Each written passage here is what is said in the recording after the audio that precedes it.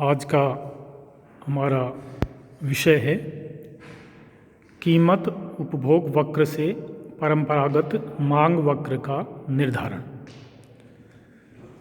देखिए, कीमत उपभोग वक्र जो है ये अप्रत्यक्ष रूप से हमें वस्तु की कीमत एवं उसकी मांग मात्रा के मध्य संबंध दिखाता है। अतः हम इसके आधार पर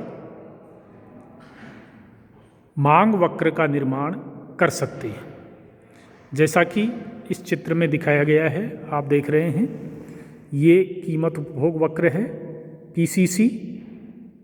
ये विभिन्न कीमत रेखाओं पर संतुलन बिंदु हैं आर, एस एवं टी।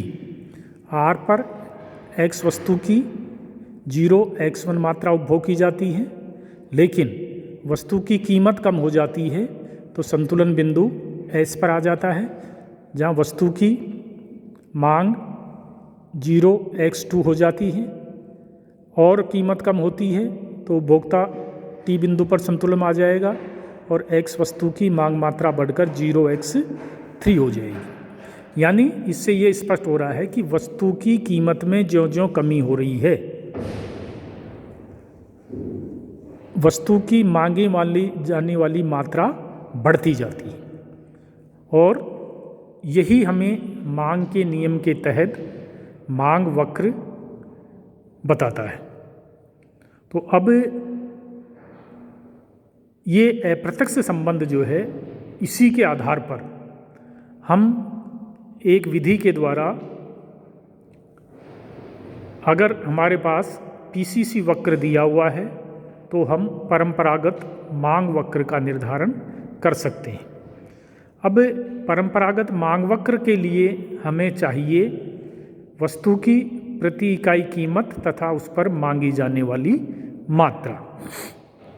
तो इसके लिए हम ये करेंगे, जैसा आप इस रेखा चित्र में देख रहे हैं कि ये जो RX1 लंब है, x1 से लगभग 1 इकाई के बराबर हम अनुमान से, है ना, यहाँ कोई आपका कोई विशेष मेजरमेंट नहीं होगा, लेकिन अनुमान से हम 1 इकाई के बराबर जैसे L1 निशान लगा देते हैं।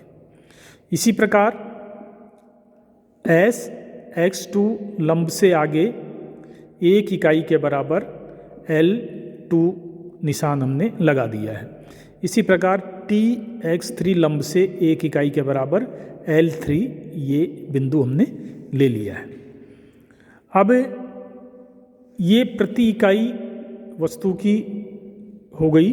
अब इस पर वस्तु की मांग क्या होगी, वो कीमत क्या होगी, ये निर्धारण करने के लिए हम इसकी जो संबंधित कीमत रेखा है उसके पैरेलल एक रेखा बनाएंगे, और वो रेखा जहाँ इस लंब को काटती है वो बिंदु, जैसा कि आप इसमें देख रहे हैं, हमने L1 से कीमत रेखा AB1 के पैरेलल एक रेखा बनाई है जो RX1 लंब को P1 बिंदु पर काटती है।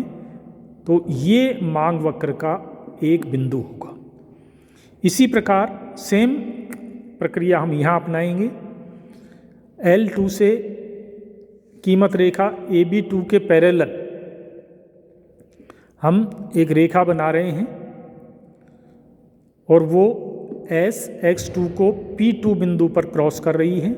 इसका मतलब ये मांग वक्र का दूसरा बिंदु होगा। इसी प्रकार L3 बिंदु से हम एक कीमत रेखा AB3 के पैरेलल ये रेखा बनाएंगे जो P3 बिंदु पर TX3 लंब को काटती है। तो ये मांग वक्र का तीसरा बिंदु होगा।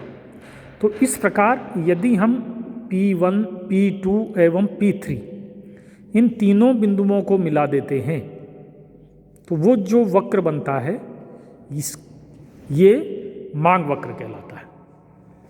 तो इस प्रकार हम